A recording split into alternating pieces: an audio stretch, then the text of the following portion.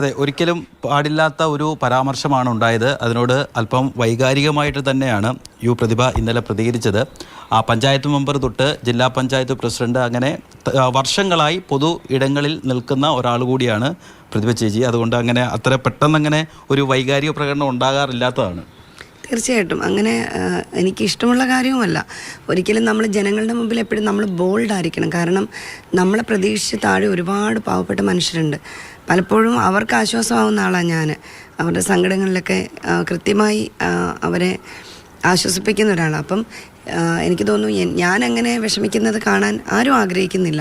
ഞാനങ്ങനെ ആ ഒരു സിറ്റുവേഷനിൽ തുടർച്ചയായി നിങ്ങൾ ചോദ്യം ചോദിച്ചപ്പം വന്നൊരു വിഷമമാണെന്ന് തോന്നുന്നു. വലിയ വിഷമം ഉണ്ടാക്കിയ കാര്യം തന്നെയാണ്. പക്ഷേ അപ്പോഴും ബോൾഡായി നിൽക്കണം. ഇപ്പം രാവിലെ തന്നെ റിട്ടയർഡ് ആയിട്ടുള്ള ഒരു ന്യായാധിപൻ അദ്ദേഹം വിളിച്ച് പറഞ്ഞു, Prathibha never cry, you are very bold, we all are with you എന്നാണ് പറഞ്ഞത്. അത് പൊതുസമൂഹം പറഞ്ഞാണ്. അപ്പോൾ സ്വാഭാവികമായിട്ട് ഇത് പറയുമ്പോഴും സൈബർ ഇടങ്ങളിൽ വളരെ മോശപ്പെട്ട ഭാഷയിൽ കുടുംബജീവിതത്തെയും വ്യക്തിജീവിതത്തെയും ഒക്കെ അധിക്ഷേപിച്ചുകൊണ്ടുള്ള വലിയ അറ്റാക്ക് ഇപ്പോഴും നടക്കുന്നു എന്നുള്ളതാണ് സൈബർ ഇടങ്ങളിൽ. അവരെ നിയന്ത്രിക്കാനായിട്ട് ഇപ്പോഴും UDF കഴിഞ്ഞിട്ടില്ല എന്നുള്ളതാണ് വലിയ തരത്തിൽ. എന്തുകൊണ്ട് പറയുന്നില്ല? അത്തരത്തിൽ സൈബർ ഇടങ്ങളിലെ അറ്റാക്ക് ഒന്നും ഒരു തെരഞ്ഞെടുപ്പെന്നല്ല, ഒരു കാലത്തും അങ്ങനെ ഒരു സ്ത്രീയെയും ഒരു പുരുഷനെ ആരെയും ആവശ്യമില്ലാതെ ആക്രമിക്കാൻ പാടില്ല എന്ന അഭിപ്രായക്കാരിയാണ് ഞാൻ. നമ്മുടെ ചർച്ചകളിലൊക്കെ യൂത്ത് കോൺഗ്രസ്സുകാർ ഉയർത്തിക്കൊണ്ടുവരുന്ന ഒരു വീഡിയോ മാധ്യമപ്രവർത്തകരെ കുറിച്ച് പറഞ്ഞ ഒരു ക്ലിപ്പാണ്. തീർച്ചയായിട്ടും എനിക്കറിയാം, എത്രയോ കാലമായി പൊതുസമൂഹം ചർച്ച ചെയ്തിട്ടുള്ളൊരു കാര്യമാണ്. എൻ്റെ ഒരു വീഡിയോയിലെ ഏതാനും ഭാഗങ്ങൾ വളച്ചൊടിച്ച് അത് മാത്രം, അത് എത്ര കാലമായി ഇവർ തുടങ്ങിയിട്ട്. അതിൻ്റെ ആക്രമണം 2021 തെരഞ്ഞെടുപ്പിലായിരുന്നു. മാധ്യമപ്രവർത്തകർക്ക് മൊത്തം ഞാൻ എതിരാണ് എന്ന് വരുത്തി തീർക്കാൻ, മാധ്യമപ്രവർത്തകരെ കൂടെ നിർത്താൻ 2021 UDF ഇറക്കിയിട്ടുള്ള യൂത്ത് കോൺഗ്രസ്സിലെ ചിലർ, എല്ലാവരും ഒന്നും അങ്ങനെയാണെന്ന് ഞാൻ വിശ്വസിക്കുന്നില്ല, ചിലരിറക്കിയിട്ടുള്ള തുറപ്പ് ചീട്ടെന്ന് പറഞ്ഞവർ അതൊക്കെ എത്രയോ കാലമായി നിങ്ങൾ പ്രചരിപ്പിച്ചുകൊണ്ടിരിക്കുന്നു. അത് വ്യക്തമായി ആ വീഡിയോ മൊത്തം കേൾക്കുന്ന ഒരാൾക്ക് അത് കൃത്യമായി മനസ്സിലാകും. ഞാൻ അനാവശ്യമായിട്ടുള്ള കാര്യങ്ങൾ ആരെങ്കിലും വ്യക്തിപരമായി ആക്ഷേപിച്ച് പറഞ്ഞിട്ടുണ്ടോ എന്ന് കേൾക്കുന്ന ആർക്കും മനസ്സിലാകും. എന്നെ പേരെടുത്ത് ഇടതുപക്ഷ സ്ഥാനാർത്ഥി എന്ന തരത്തിൽ ഇന്നലെ ഇവിടുത്തെ UDF കൺവീനർ, അദ്ദേഹം ഇപ്പം കൺവീനറാണോ എന്ന് എനിക്കറിയില്ല, അദ്ദേഹം നടത്തിയ പരാമർശത്തിൽ വ്യക്തിഹത്യ എന്ന വലിയൊരു എലമെൻ്റാണ് അതിലുണ്ടായിരുന്നത്. അതിനെതിരെയാണ് വീണ്ടും ഞങ്ങൾ നന്നാവാൻ തയ്യാറല്ല എന്നുള്ളത് കൊണ്ടാണല്ലോ ഇപ്പോൾ അടുത്ത വീഡിയോ പ്രചരണം വീണ്ടും നടത്തുന്നത്. ഒരു വീഡിയോയിൽ ഏതാനും ഭാഗം കട്ട് ചെയ്തിട്ട് അങ്ങ് പ്രചരിപ്പിക്കുക. ഞാൻ കണ്ടില്ല, അത് പ്രചരിപ്പിക്കുകയാണ്. ഇതിപ്പോഴെന്നല്ല, ഞാൻ എന്ത് പോസ്റ്റ് ഇട്ടാലും ഈ മൈൻഡുള്ളവർ ഇത്തരം വീഡിയോ ഒക്കെ ആയിട്ട് വരുന്നത് ഞാൻ കണ്ടിട്ടുണ്ട്. അതൊക്കെ എന്നേ പൊതുസമൂഹം തള്ളിക്കളഞ്ഞ കാര്യമാണ്. 2021 കാര്യം പറഞ്ഞതുകൊണ്ടാണ് അന്ന് എതിർ സ്ഥാനാർത്ഥിയെ പാൽക്കാരി എന്ന് വിളിച്ച് ആക്ഷേപിച്ചു എന്ന് പറഞ്ഞിട്ടും ഒരു പ്രചരണം നടക്കുന്നുണ്ട്. ഞാൻ അതിശയിച്ചു പോട്ടോ. ഞാൻ അന്ന് ആ വേദിയിലുണ്ട്. AM ആരിഫ് അദ്ദേഹം വന്ന് അന്ന് MP തെരഞ്ഞെടുപ്പ് പരിപാടിയിൽ അദ്ദേഹം സംസാരിച്ചപ്പം എല്ലാ ജംഗ്ഷനുകളിലും വച്ചിരുന്ന UDF പ്രചരണം പാൽ സൊസൈറ്റിയിൽ പാൽ അളക്കുന്നതായിട്ടൊരു പടം വെച്ചിരുന്നു അന്ന്. അപ്പോൾ സ്വാഭാവികമായിട്ട് അദ്ദേഹം പറഞ്ഞൊരു കമൻറ്റ്, ഇത് നിയമസഭയിലേക്കുള്ള തിരഞ്ഞെടുപ്പല്ലേ, പാൽ സൊസൈറ്റിയിലേക്കുള്ള അതൊരിക്കലും ഒരാളെ അങ്ങനെ വിളിച്ചിട്ടില്ല. ആ പോസ്റ്ററില്ലേ, ആ വെച്ച ഫ്ലെക്സ് ബോർഡിനെയാണ് അദ്ദേഹം പറഞ്ഞത്. ഫ്ലെക്സിൽ നിങ്ങൾക്കൊക്കെ കാണാറുണ്ട്, എല്ലാ മുക്കിലും മൂലയിലും വലിയ ഫ്ലെക്സ് ഉണ്ടായിരുന്നു.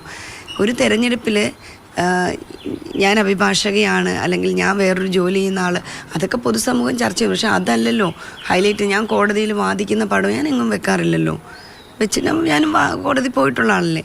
അപ്പം നമ്മൾ ഏതെങ്കിലും ഒരു ജോലി ചെയ്യാണ്, അല്ലെങ്കിൽ നമ്മൾ എന്തെങ്കിലും ഒരു കാർഷിക മേഖല, അതൊക്കെ നമ്മൾ നമ്മുടെ പ്രചരണത്തിലൊക്കെ ചർച്ച ചെയ്യുന്നല്ലാതെ അത് ഹൈലൈറ്റ് ചെയ്യപ്പെട്ട സമയത്ത് അദ്ദേഹം പറഞ്ഞത് ഒരിക്കലും അദ്ദേഹം ആ ഒരു വേർഡ് ഉപയോഗിച്ചിട്ടില്ല. ഞങ്ങളെല്ലാവരും ആ സ്റ്റേജിലുണ്ട്. പക്ഷേ പെട്ടെന്ന് പ്രചരണം നടത്തിയെന്താ.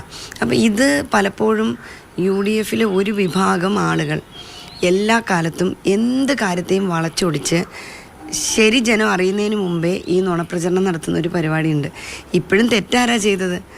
ഈ UDF കൺവീനറാണ് തെറ്റ് ചെയ്തത്. ആ തെറ്റിനെ ന്യായീകരിക്കാൻ ഇങ്ങനെ വരുമ്പം ഒരിക്കലും അവരത് ക്ലിയർ ചെയ്യാൻ തയ്യാറല്ല എന്നുള്ളതാണ് വീണ്ടും വീണ്ടും ബോധ്യപ്പെടുത്തിക്കൊണ്ടിരിക്കുന്നത്. UDF കൺവീനർ ഖേദം പ്രകടിപ്പിച്ചിരുന്നു, സ്ഥാനാർത്ഥി ഖേദം പ്രകടിപ്പിച്ചിരുന്നു, ഒരുമാതിരിപ്പെട്ട കോൺഗ്രസ് നേതാക്കളെല്ലാം ഇതിനെ തല്ലി. അപ്പോൾ ഈ ഖേദപ്രകടനം കൊണ്ട് ഇത് തീരുമോ, അതോ നിയമപരമായി തന്നെ മുന്നോട്ട് പോവുകയാണ്?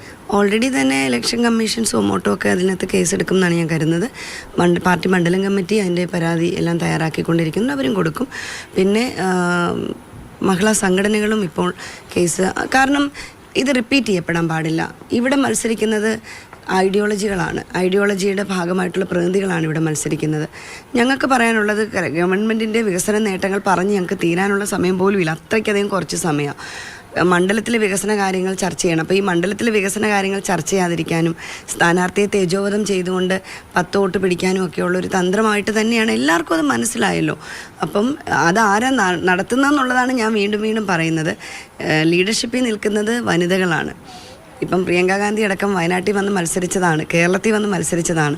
കേരളമാണ് അവരുടെ വനിതാ നേതാക്കന്മാരെ പോലും ഏറ്റെടുത്തത്. അപ്പോൾ ആ നാട്ടിൽ വന്നു നിന്നിട്ടാണ് ഇതുപോലെയുള്ള പച്ചയായിട്ടുള്ള ഒരു അസഭ്യമാണ് പറഞ്ഞത്. ഞാൻ പിന്നെ ഇനി അതിനെപ്പറ്റി കൂടുതൽ നമ്മൾ എന്തിനാണ് വിശദീകരിക്കുന്നത്? എനിക്കൊന്നും എൻ്റെ പ്രിയപ്പെട്ട മാധ്യമ സുഹൃത്തുക്കളെല്ലാം അത് ഏറ്റെടുത്തു എന്നുള്ളതാണ്. കാരണം ഞാൻ നിങ്ങളോട് ആരോടും പറയാതെ നിങ്ങളത് ഏറ്റെടുത്ത്. എനിക്കറിയാം, ഞാൻ ഒരാളോടും ഷെയർ ചെയ്തില്ല. ഈ വീഡിയോ കണ്ടിട്ട് പോലും അന്ന് രാത്രി എനിക്ക് വിഷമമുണ്ടായിരുന്നു. പക്ഷേ ഞാൻ എന്തിനാ ഇത്, അതൊക്കെ പോട്ടെ എന്ന് പറഞ്ഞ് ഞാൻ കിടന്നുറങ്ങിയ ആളാണ്. പക്ഷേ പിറ്റേ ദിവസം ഈ നാടാണ് അത് ഏറ്റെടുത്തത്. അത് ഏറ്റെടുത്തതിലാണ് ഇപ്പം ബുദ്ധിമുട്ട് കൊണ്ട് വരുന്നത്. അപ്പം വീണ്ടും അവിടെ ഒരു കുത്തിത്തിരിപ്പ് രാഷ്ട്രീയം എന്നുള്ളതാണ്. മാധ്യമപ്രവർത്തകരെ എല്ലാം അറ്റാക്ക് ചെയ്യുന്നു. അന്നും മാധ്യമപ്രവർത്തകർക്ക് അറിയാമായിരുന്നു ഞാൻ പറഞ്ഞ എന്താണെന്ന്. ഇന്നും അത് കേൾക്കുന്നവർക്കറിയാം, പൊതുസമൂഹത്തിനും അറിയാം. അതിനുശേഷമാണ് ആ തെരഞ്ഞെടുപ്പിൽ അന്ന് ഞാൻ വിജയിച്ചതെന്ന് നിങ്ങൾക്കറിയാം. ശരിക്കും ഒരു പക്ഷേ അന്ന് മാധ്യമങ്ങളെ കൊണ്ടൊരു വലിയ ആക്രമണം നടത്താനായിട്ട് UDF പ്ലാൻ ചെയ്തിട്ടുണ്ടായിരുന്നു. കുറേയൊക്കെ ഞാനത് അനുഭവിക്കുകയും ചെയ്ത ഒരാളാണ്. എന്നാൽ അത് തിരിച്ചറിഞ്ഞവരും എന്നെ തിരിച്ചറിഞ്ഞവരും തെരഞ്ഞെടുപ്പിൽ കൃത്യമായ രൂപത്തിൽ ജോലി ചെയ്യുന്നവരുമായിട്ടുള്ള എല്ലാ മാധ്യമപ്രവർത്തകരും ഇന്നലെ ഇതറിഞ്ഞവർ എന്നെ കാണാൻ വന്നിരുന്നു. എനിക്ക് ഉറപ്പറിയാം, ഒരു ഫോൺ കോൾ കൊണ്ടുപോലും ഞാൻ ഒരാളെ വിളിച്ചിട്ട് നിങ്ങൾ ഇതുപോലൊരു വാർത്ത ചെയ്യണമെന്ന് ഞാൻ പറഞ്ഞിട്ടില്ല. അത് നിങ്ങൾക്കും എല്ലാവർക്കും അറിയാം.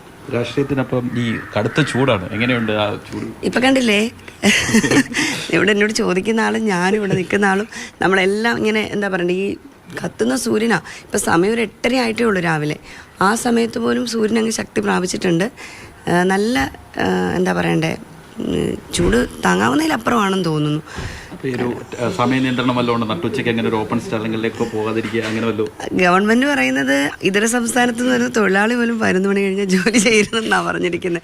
പക്ഷേ തെരഞ്ഞെടുപ്പ് പ്രചരണത്തിൽ പലപ്പോഴും നമ്മളിപ്പോൾ തൊഴിലുറപ്പ് സൈറ്റിലൊക്കെ പോകുമ്പോൾ 11 മണിക്ക് അവരെയൊക്കെ നമ്മൾ കയറ്റാറുണ്ട്. കൃത്യം 11 മണിയാകുമ്പം അവരെയൊക്കെ ജോലി.